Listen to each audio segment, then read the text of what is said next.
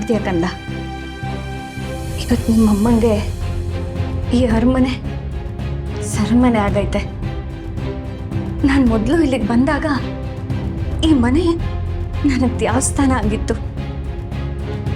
ಆದರೆ ಈಗ ನರ ರಾಕ್ಷಸರಿರೋ ನರಕ ಆಗೈತೆ. ನೀನು ನನ್ನ ಹೊಟ್ಟೆನಲ್ಲಿದೆಯಾ ಅಂತ ಗೊತ್ತಾದಾಗ ನಾನು ಪ್ರಾಣ ಕಳ್ಕೊಳಕ್ಕೆ ಹೊಂಟಿದ್ದೆ. ಆದರೆ ಆಗ ನನ್ನ ಜೀವನನ, ನಿನ್ನ ಜೀವನ ಆ ದ್ಯಾವ್ರು ಬಂದಂಗೆ ಬಂದು ಕಾಪಾಡಿದ್ದು ಶ್ರಾವಣಿ ಮತ್ತು ಸುಬ್ಬು ಅಣ್ಣ. ಅಂಥ ದ್ಯಾವ್ರನ್ನ ಈ ರಾಕ್ಷಸರು ಮನೆಯಿಂದ ಆಚೆ ಹಾಕ್ಬಿಟ್ಟವ್ರೆ. ಅವರನ್ನ ಕಣ್ ತುಂಬ ನೋಡಬೇಕು ಅಂತ ಅನಿಸ್ತೈತೆ.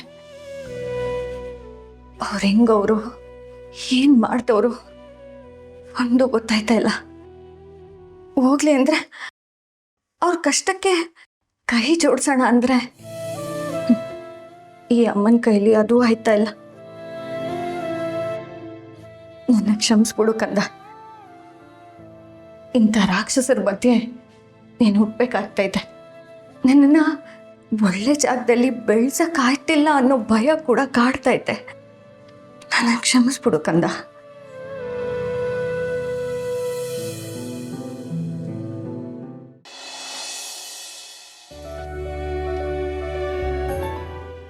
ವೀರು, ಯಾಕೆ ಹಾಗೆ ನೋಡ್ತಿದ್ದೀರಾ? ದಿನಿ, ನಾನು ಎಷ್ಟೊಂದು ತಪ್ಪುಗಳನ್ನು ಮಾಡಿದ್ದೀನಿ. ಹಾಗೆ ನೋಡಿದ್ರೆ ನೀನು ಎದುರುಗಿದ್ದಾಗೆಲ್ಲ ನನಗೆ ತಲೆ ತಗ್ಸಿ ನಿಂತ್ಕೋಬೇಕು ಅಂತ ಅನಿಸುತ್ತೆ. ಈ ಮುದ್ದಾದ ಮುಖನ ಇಷ್ಟು ವರ್ಷ ನೋಡ್ದಲೇ ಕಳೆದುಬಿಟ್ಟೆ.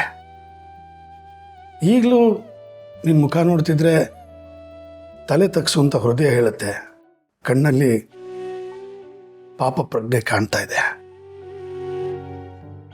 ನನಗೆ ಏನು ಮಾಡಲಿ ಅಂತಲೇ ಗೊತ್ತಾಗ್ತಾ ಇಲ್ಲ. ವೀರು, ನಾನು ನಿಮ್ಮನ್ನು ಒಂದು ಪ್ರಶ್ನೆ ಕೇಳಲ್ಲ, ಉತ್ತರ ಕೊಡ್ತೀರಾ? ಕೇಳಮ್ಮ, ಅದೇ ಕೇಳು. ನಿಮ್ಮ ಅಕ್ಕ ವಿಜಯಾಂಬಿಕಾ ನನ್ನ ಬಗ್ಗೆ ಅಷ್ಟೆಲ್ಲ ಹೇಳಿದಾಗ ನಿಮಗೆ ಒಂದೇ ಒಂದು ಕ್ಷಣಕ್ಕಾದರೂ ನಾನು ತಪ್ಪು ಮಾಡಿಲ್ಲ ಅಂತ ಅನಿಸಿಲ್ವಾ? ನಮ್ಮ ಪ್ರೀತಿ ಮೇಲೆ ನಂಬಿಕೆ ಬರಲಿಲ್ವಾ? ವೀರು, ನಿಮ್ಮ ಮನಸ್ಸಿಗೆ ನೋವು ಮಾಡಬೇಕು ಅನ್ನೋದು ನನ್ನ ಉದ್ದೇಶ ಅಲ್ಲ. ಆದರೆ ಅದೊಂದು ಕ್ಷಣ ನೀವು ನಿಮ್ಮ ಮನಸ್ಸಿನ ಮಾತು ಕೇಳಿದರೆ ಇಡೀ ಜೀವನ ನಾನು, ನೀವು, ನಮ್ಮ ಮಗಳು ನೆಮ್ಮದಿಯಿಂದ ಸಂತೋಷದಿಂದ ಇರ್ತಿದ್ವಿ ಅಲ್ವಾ? ನಿಮ್ಮ ಅನುಮಾನದಿಂದ, ನನ್ನ ಸ್ವಾಭಿಮಾನದಿಂದ ಶಿಕ್ಷೆ ಅನುಭವಿಸಿದ್ದು ಮಾತ್ರ ನಮ್ಮ ಶ್ರಾವಣಿ. ಇವತ್ತು ನಿಮ್ಮ ಅನುಮಾನ ಬಗೆಹರಿದಿದೆ, ನನ್ನ ಸ್ವಾಭಿಮಾನನೂ ಉಳಿದಿದೆ. ಆದರೆ ಶ್ರಾವಣಿ ಬಾಲ್ಯ ಅದು ಕಳೆದೇ ಹೋಯಿತು. ಅಪ್ಪ ಅಮ್ಮ ಇಬ್ಬರು ಇದ್ದು ಕೂಡ ಅನಾಥಳಾಗಿ ಬೆಳೆದ್ಲು. ಹಾಗೆ ನೋಡಿದ್ರೆ ಇದರಲ್ಲಿ ನಮ್ಮಿಬ್ರದ್ದು ತಪ್ಪಿದೆ. ಇಲ್ಲ ನಂದಿನಿ, ಯಾವ ರೀತಿ ನೋಡಿದ್ರೂ ತಪ್ಪೆಲ್ಲ ನಂದೆ. ನನಗೆ ಬದುಕು ದೊಡ್ಡ ಪಾಠ ಹೇಳ್ಕೊಟ್ಟಿದೆ. ಸತ್ಯವಾದ ಪ್ರೀತಿಲಿ ಮೋಸನೇ ಇರಲ್ಲ. ಹಾಗೆ ಮೋಸ ಇದ್ರೆ ಅದು ಪ್ರೀತಿನೇ ಅಲ್ಲ. ನಂದಿನಿ ಎಷ್ಟು ಪ್ರೀತಿ ಮಾಡ್ತಾಳೆ ಅಂತ ಗೊತ್ತಾಯ್ತು. ಆದರೂ ನನ್ನಿಂದಾಗಿರೋ ತಪ್ಪಿಗೆ ನಾನೇ ಪ್ರಾಯಶ್ಚಿತ್ತ ಮಾಡ್ಕೋಬೇಕು. ಇದ್ಮೇಲಾದರೂ ನನ್ನ ಮಗಳನ್ನ ತುಂಬ ಚೆನ್ನಾಗಿ ನೋಡ್ಕೋಬೇಕು. ಅವಳಿಗೆ ಬಾಲ್ಯ ಅಂತೂ ಹಿಂದಿರುಗಿಸಿ ಕೊಡೋಕ್ಕಾಗಲ್ಲ. ಆದರೆ ಅವಳು ಯಾವ ಪ್ರೀತಿನ ಕಳ್ಕೊಂಡಿದ್ದಾಳೋ ಅದನ್ನು ವಾಪಸ್ ಕೊಡಬೇಕು ನಂದಿನಿ. ಖಂಡಿತ ವೀರು, ಖಂಡಿತ ನಾವು ಹಾಗೆ ಇರೋಣ. ನಾನು ಈ ರೀತಿ ಎಲ್ಲ ಮಾತಾಡಿದ್ದಕ್ಕೆ ನಿಮಗೆ ಬೇಜಾರಾಯ್ತಾ?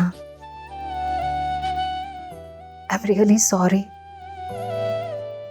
ಇಷ್ಟು ವರ್ಷ ನನ್ನ ಮನಸ್ಸಲ್ಲಿ ಉಳ್ಕೊಂಡಿರೋ ಮಾತನ್ನು ಹೇಳ್ಕೊಳ್ಳೋದಕ್ಕೂ ನನಗೆ ಯಾರೂ ಇರಲಿಲ್ಲ ವೀರು. ಅದಕ್ಕೆ ನಿಮ್ಮ ಹತ್ರ ಹೇಳ್ಕೊಂಡೆ. ಯಾಕೆಂದ್ರೆ ನೀವು ನನ್ನ ಪ್ರಪಂಚ ವೀರು. ಸರಿ, ತುಂಬ ಹೊತ್ತಾಗಿದೆ, ಮಲ್ಕೊಳ್ಳಿ. ನೀನು ಮೊದಲು ಮಲ್ಕೋ. ಅಲ್ಲ ವೀರು, ಮಲ್ಕೋ ಬಾ.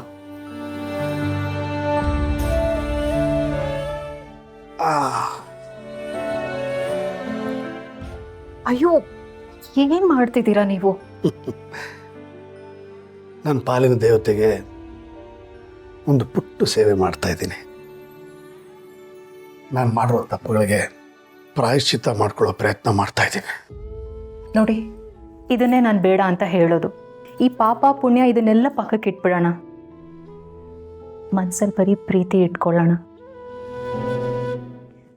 ನೀವು ಬರೀ ಜನನಾಯಕ ಅಲ್ಲ, ನನ್ನ ಬದುಕಿಗೂ ನಾಯಕ.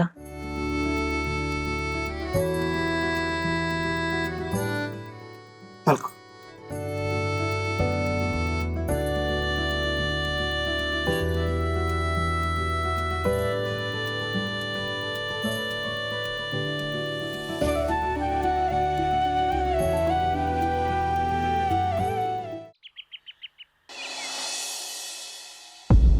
ಪೃಥ್ವಿಯಲ್ಲಿ ಕಾಣಿಸ್ತಾ ಇಲ್ಲ. ತಿಂಡಿ ಮಾಡುವಾಗಲೂ ಜೊತೆಗಿರಲಿಲ್ಲ. ಎಲ್ಲರೂ ಆಚೆ ಹೋಗಿದ್ದಾನ? ಎಲ್ಲೋ ಹೊರಗಡೆ ಹೋಗಿರ್ಬೇಕು ಯಜಮಾನ್ರೆ, ನಮಗೂ ಗೊತ್ತಿಲ್ಲ. ಯಾರಿಗೂ ಹೇಳ್ದೆ ಹೊರಟ್ಬಿಟ್ಟಿದ್ದಾರೆ. ಬೆಳಿಗ್ಗೆನೇ ಹೊರಟ್ಬಿಟ್ರು ಅವರು. ಪೃಥ್ವಿ ಯಾಕೆ ಹೀಗೆ ಮಾಡ್ತಿದ್ದಾನೆ? ಪದು, ಮೊದಲು ಪೃಥ್ವಿಗೆ ಕಾಲ್ ಮಾಡಿ ಎಲ್ಲಿದ್ರೂ ಬರೋದಕ್ಕೆ ಹೇಳು. ನಾವೇ ನೆಮ್ಮದಿಯಾಗಿರಬೇಕು ಅಂತ ಅಂದ್ಕೊಂಡ್ರು ದುಷ್ಟಶಕ್ತಿಗಳು ನಮ್ಮನ್ನು ನೆಮ್ಮದಿಯಾಗಿರೋದಕ್ಕೆ ಬಿಡೋದಿಲ್ಲ. ಮೊದಲು ಪೃಥ್ವಿಗೆ ಬರೋದಕ್ಕೆ ಹೇಳು. ಎಲ್ಲಿ ಹೋಗ್ಬಿಡ್ತಾನೋ ಏನೋ. ಯಾಕೆ ಹೋಗ್ತಾನೆ ಅನ್ನೋದೇ ಗೊತ್ತಿಲ್ಲ. ಯಾಕೆ ಅಂದರೆ ನಿಮಗೆಲ್ಲರಿಗೂ ಸರ್ಪ್ರೈಸ್ ಕೊಡೋದಕ್ಕೆ. ಚೋಟು,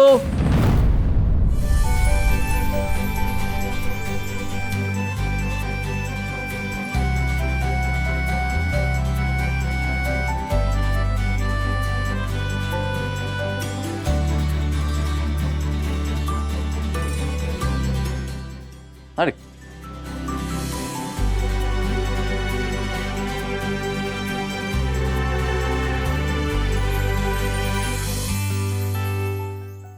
ಚೋಟು, ಎದ್ದೇಳು. ಹೇಗಿದೆಯೋ? ನಾನು ಚೆನ್ನಾಗಿದ್ದೀನಮ್ಮವ್ರೆ, ನೀವೇಗಿದ್ದೀರಾ? ಆಕ್ಸಿಡೆಂಟ್ ಆಗಿತ್ತಂತೆ, ಈಗ ಆರಾಮಾಗಿದ್ದೀರಾ ತಾನೆ?